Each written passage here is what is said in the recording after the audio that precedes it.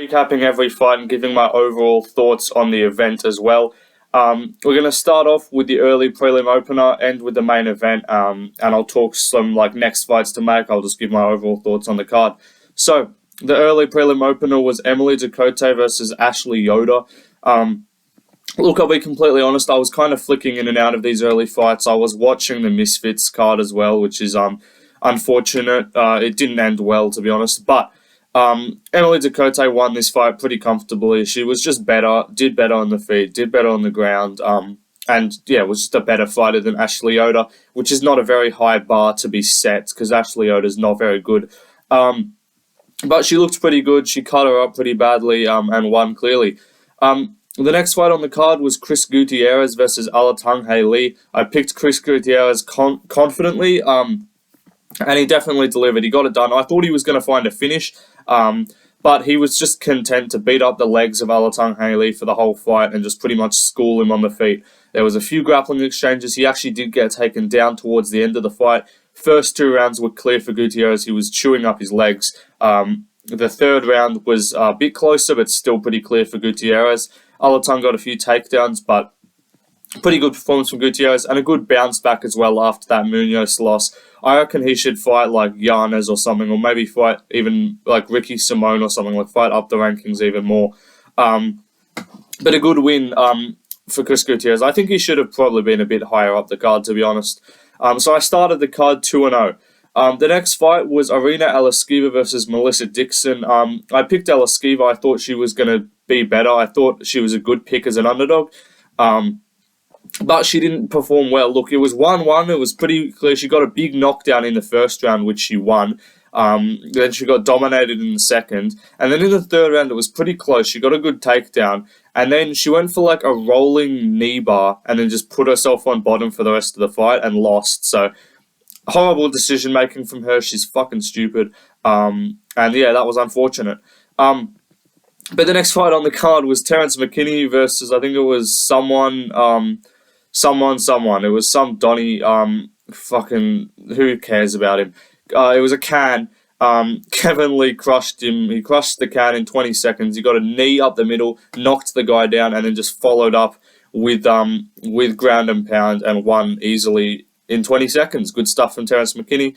He's on a nice little 2-fight win streak after losing a few in a row. Now he's won 2 in a row, but they're both against absolute bums. So good stuff from Terrance McKinney. Gets a win. Keeps his career alive still. The next fight on the card was Tainara Lisboa versus Ravena Oliveira. I picked Lisboa and she won. Not a lot to say. She got takedowns in the first two. Did well won the first two, and then Oliveira won the third. But good stuff from Lisboa. Not a lot to say in this fight. This one I missed quite a bit of because I was watching KSI versus Tommy Fury, which is what my life's come to. But that's what's going to happen if you're putting on absolutely terrible prelims. The last prelim was Darren Elkins versus TJ Brown. I picked TJ Brown because I thought he was going to just bust up Darren Elkins and cut him open and get the fight stopped by the doctors or something, or just beat him up. But turns out he's not very good. And Darren Elkins is still half decent. So he won this fight. He got a rear naked choke. This one I missed a little bit as well, to be honest. He was getting takedowns, and TJ Brown was not holding up well in the cardio as well, which was disappointing. And he pretty much got dominated for most of the fight. He wasn't able to keep it on the feet and put together combinations, which he needed to do to damage Elkins. But Darren Elkins wins. He's still going along, still plugging along at his fucking old age. But we move to the main card. Cameron Saaiman versus Christian Rodriguez. This was a great fight. I picked Saaiman, so I did get it wrong, unfortunately.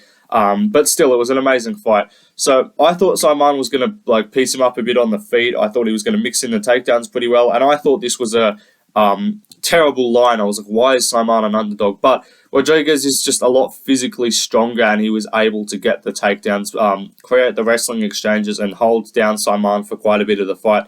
Two of the judges gave it 30-27, which I disagreed with. I thought you got to give Saaiman at least a round. I thought the first and third were both pretty close. So I was thinking a split decision for Saaiman here isn't terrible. But regardless, Rodriguez won. Good for him. He missed weight though, so kind of not happy with that.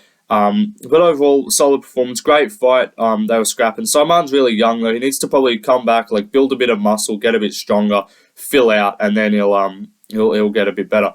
But the next fight was Michel Pereira versus Andre Petroski. I picked Michel Pereira and he won by KO in just over a minute, which was crazy.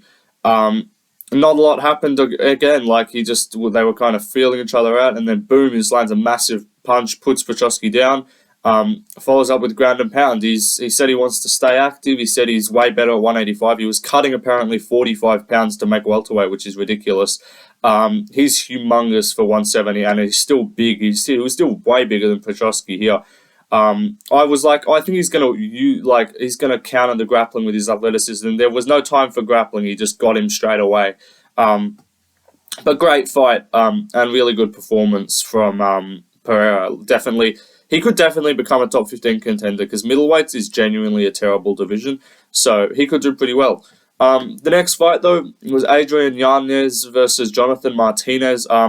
Jonathan Martinez absolutely cooked the legs of Adrian Yanez. In this fight, he was dropping him with leg kicks. He was having chicken, he had him on chicken legs. He would just beat up his legs the whole time, similar to what Chris Gutierrez did to Alatangheili because they both train at the same gym. But his was way worse. He was cooking the legs of Yanez, and he couldn't get anything going. He really needed to get the boxing combinations going, but he just couldn't. And he got beat up and TKO'd. I think it was in the second round. So impressive stuff for Martinez. He definitely deserves a jump up. He should fight like Pedro Munoz or someone like that next, or maybe Song Yadong even. But I think Song Yadong should fight up in the rankings. But really good for Martinez. He's definitely the dark horse of the bantamweight division. He deserves a lot of credit. I thought Yanez was going to win, but I was wrong. The next fight on the card, the co-main event, Jennifer Maia versus Vivianne Araujo. I picked Maia. I thought she was just going to kind of pick her apart on the feet for the whole fight and stuff a few takedowns if she needed to. But Araujo actually won this fight 29-28, unanimous decision. She did well in the grappling. I think I was kind of glancing. I didn't pick up all of this. I was doing other stuff. But from what I saw, Araujo just picked her apart. Not picked her apart, sorry. Just dominated her in the grappling for a lot of the fight. Maia won a round, but good stuff from Araujo. She was on a bit of a loss streak, so she needed to win this, and she did. So good stuff from her. But let's move up to the main event. This was the one we really need to talk about. This is the best fight on the card, obviously.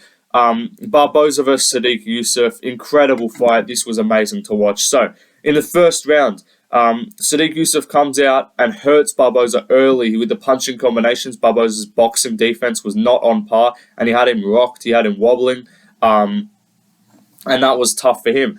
But then, in the end, so he had him rocked. He cooked him. He was beating the fuck out of him. 10-8 round, arguably even 10-7 maybe first round, was absolutely beating the hell out of him. Barboza had nothing. But then he comes back in the second round, and he does well. He starts landing better on the feet. He starts using the range. He starts pressuring Sodiq Yusuff forward, which was really good. But then, third round keeps doing the same thing, and then he lands a massive wheel kick, drops Sodiq Yusuff, and almost finishes him in the third round. So it's what the hell? Barboza's coming back. This is crazy. Continues fourth and fifth round, just puts the pressure on him. Lands the better shots, uses the body kicks, spinning kicks to the body, low kicks, and wasn't getting popped up by the jab of Sodiq Yusuff. It was almost like Sodiq Yusuff couldn't land the boxing combinations when he was going backwards. It was whoever was going forwards in this fight was winning, because in the first round, Sodiq Yusuff was going forward. He was able to land the boxing combinations confidently, and that was when he had his most success. But Barboza then just kind of put his game face on and said, screw you, I'm just going to walk forward, land the good shots, and he did so. He just said fuck it and just went forward. He got absolutely beat up in the first round, so it was incredible, real veteran kind of classic performance from Barboza to show that a lot of guys would just crumble and lose in that first round, but Barboza didn't. He got it done. Incredible performance. 48-46 was the scorecard. It was 4 rounds to 1 for Barboza, but then a 10-8 for Sodiq Yusuff was my scorecard, and that's what 2 of the 3 judges had. One judge didn't give it any 10-8, so that was a bit weird, but still, incredible stuff from Barboza. Still going along I would like to see a Calvin Kattar fight next. But yeah, that's the full card, guys. Let me know what you think. I got 6 and 4 on picks, and I'll see you in the next one.